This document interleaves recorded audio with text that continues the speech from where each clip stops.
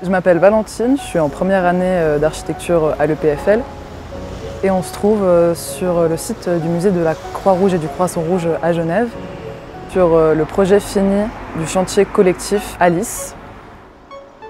Alice, c'est l'atelier de la conception de l'espace. Et à partir de l'année 2023, on a entamé un nouveau cycle qui était basé sur le réemploi. Donc cette structure, elle avait été pensée comme une porte d'entrée assez massive qui permettait de signaler le musée. Donc c'était un moyen très efficace pour donner de la visibilité à celui-ci. Mais cette année, par le réemploi, on a décidé de chercher un peu un équilibre pour la rendre peut-être un peu moins imposante et aussi l'ouvrir vers un autre projet qui est de faire un jardin dans ce musée. Le chantier s'est déroulé fin mai pendant 2 semaines et il a fait participer les 220 élèves en architecture.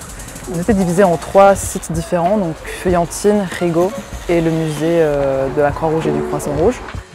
Et chaque site comportait différents projets. Je m'appelle Esteban German, je suis actuellement en première année d'architecture à l'EPFL et on se trouve à la Place des Nations, exactement au Feuillantine. Donc la spécificité des Feuillantines, c'est que c'est un endroit qui est assez exposé à la Place des Nations.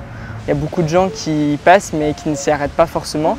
Donc l'idée était de poser des îlots pour que les gens s'y arrêtent, qu'ils puissent profiter de l'ombre offerte par les arbres, mais aussi d'apporter quelque chose d'un peu plus playful avec ces différents niveaux de pisées qui viennent attirer la curiosité des passants.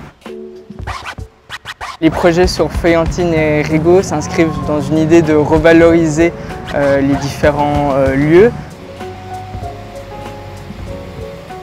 Sur ce lieu, avant, il n'y avait pas grand-chose. Il y avait de l'asphalte, ce grand chêne et justement la boucle de tram qui est toujours présente.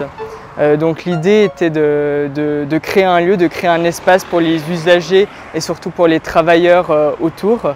On a d'abord créé une entrée qui sert de vitrine au parc. Ensuite, on propose des assises pour profiter encore une fois de l'ombre donnée par le chêne.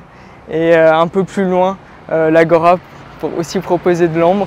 Au travers de petites interventions comme celle-ci, elles permettent aux habitants et aux utilisateurs de tous les jours d'habiter le lieu, de se réapproprier. J'ai tout de suite pu voir qu'il y avait des familles qui s'installaient sur les assises et que justement les gens empruntaient maintenant ce passage pour se rendre dans le parc Rigaud le matin. C'est plus un chemin pour se rendre d'un point A à un point B, mais c'est devenu aussi en quelque sorte un lieu où on peut se poser et un lieu de plaisance. Toutes les structures d'Alice s'inscrivent dans une continuité.